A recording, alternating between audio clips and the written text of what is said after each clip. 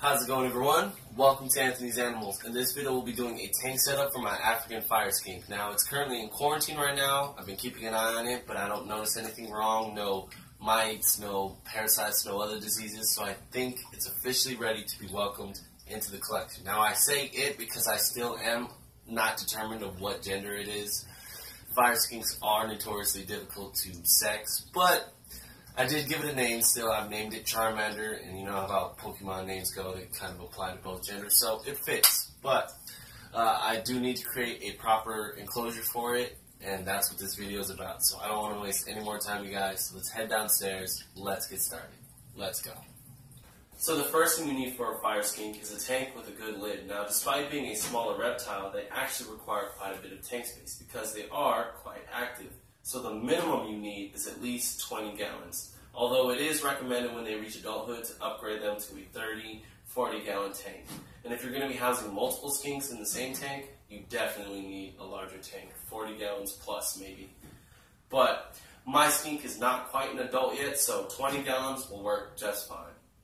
So the next thing you'll need for a Fire Skink enclosure is to pick a substrate. Now you really want something that's going to maintain the humidity, so things like coconut fiber or cypress mulch are all really great choices. For this tank though, I'm actually going to be using a combination of coconut fiber, cypress mulch, and I'm going to be topping it off with a little bit of sphagnum moss.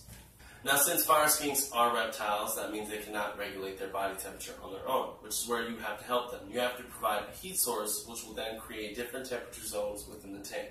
Ideally, one hot side, one cool side. For the hot side, it is recommended to use a under the tank heat pad. Also with the hot side, you can also use a UV bulb, and there are many benefits to adding a UV bulb to the tank. Now, the temperature ranges for the hot side can range from around 92 degrees to around 97 degrees Fahrenheit, and the cool and ambient side can range from around 75 to around 81 degrees Fahrenheit. Another item essential for a Fire Skink enclosure is a water ditch, but you don't want one that's too big because your Fire Skink can drown. So you want something that's shallow, a little on the small side, that way they can crawl in, crawl out rather easy. Other items that are needed in a Fire Skink enclosure are hide spots and decor. Now you absolutely need at least 2 hide spots, one for the hot side, one for the cold side. But to go along with their hide spots, it's recommended to add more things inside of their tank. Things like, cork bark slabs, wood pieces, fake plants and foliage, anything that you can do to clutter up the tank and make them feel secure. That will lead them to become more comfortable, and you'll actually see them become more active because they'll feel safe inside of their enclosure when they roam around. Other items that are essential in a Fire Skink enclosure are items that will monitor the temperatures and humidity levels. Now this is a hygrometer. It measures the humidity. Fire Skinks need a humidity level between 60 and 70%, sometimes even getting closer to the 80 range. This is a stick-on thermometer. You just stick this at some point of the glass and it tells you the temperature of that area. This is a digital thermometer with a probe at the end. You put the probe in an area and it tells you the temperature of that area. And this is a infrared thermometer laser gun. You point this at an area, you pull the trigger, and it tells you the temperature of that spot. Now that we've gone over everything we need, let's set it up.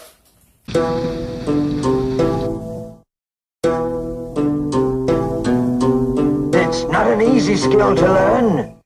I've been practicing it for many years.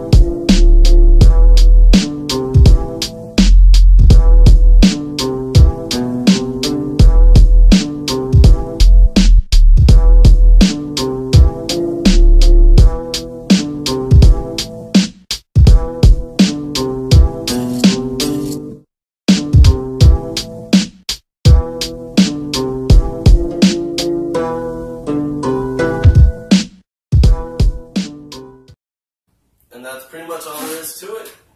Now it's time to go upstairs and introduce my Fire Skink to its new home.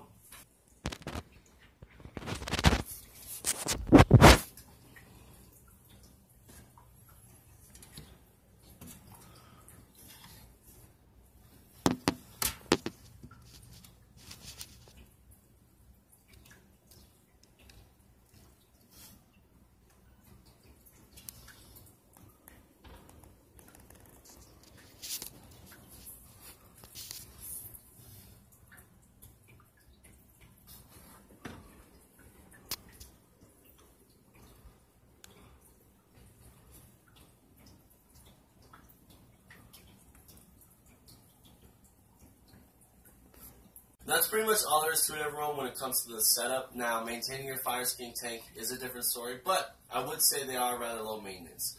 You do not have to clean out their tank for quite a while, 3 to 5 months actually. So that's quite a while before you have to really worry about anything.